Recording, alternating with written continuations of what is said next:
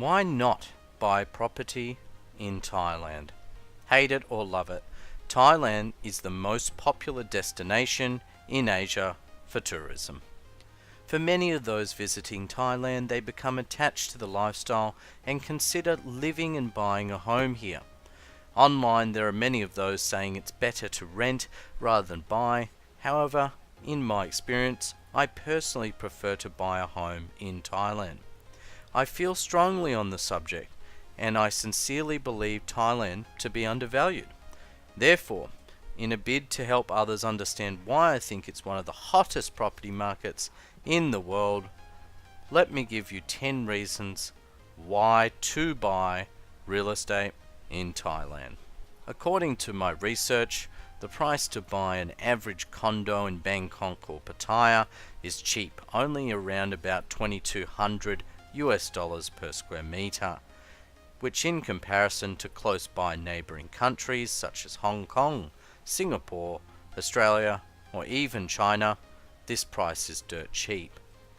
Compare Hong Kong or Sydney, for example, which for a similar condominium could cost you around about $30,000 per square meter. That price is crazy. Whereas the price in Thailand is only 1/14 of what I would have had to pay to live in one of my home cities, Sydney or Hong Kong. I want to own my property outright, free from debt and responsibility. I prefer not to have a 30-year mortgage whereby I only pay the interest component and can never truly be free. The cost of living in Thailand is much cheaper and easier for me to have a happy and fulfilled life. For example, a Coca-Cola cost me roughly around about 40 cents in a 7-Eleven here in Thailand, whereas back home I was paying as much as $5 to $6. How ridiculous. Nowadays, Thailand is booming and construction is improving all the time. The design and construction of some of the top buildings is on par with what I would buy back home in Australia. Yes, have to pick your mark, but I actually prefer the luxurious designs that are unrestricted in Thailand. Okay, so get this. I'm going to do a comparison on a property I own in Australia versus a property I own in Thailand, which is both very similar overall. Taxes and maintenance fees. I have to pay maintenance body corporate at least $642 per month, $294 in council rates per month, and then a whopping $833 per month in land tax, which is a new initiative by the wonderful Australian government. Yes, that's right, $1,769 per month in fees to strata and government before I pay my mortgage, whereas in Thailand all I have to pay is $114.40 per month or up.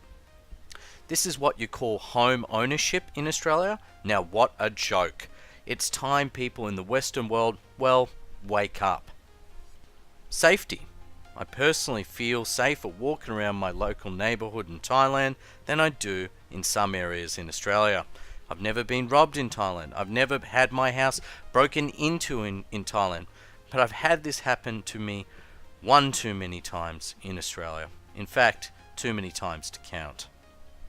Let's talk about the rental return and/or return on investment. The average rental return on an Australian property these days is probably only around 2% per annum, whereas I can easily rent out my condo in Thailand for anything between 8 to 9% per annum. Happiness.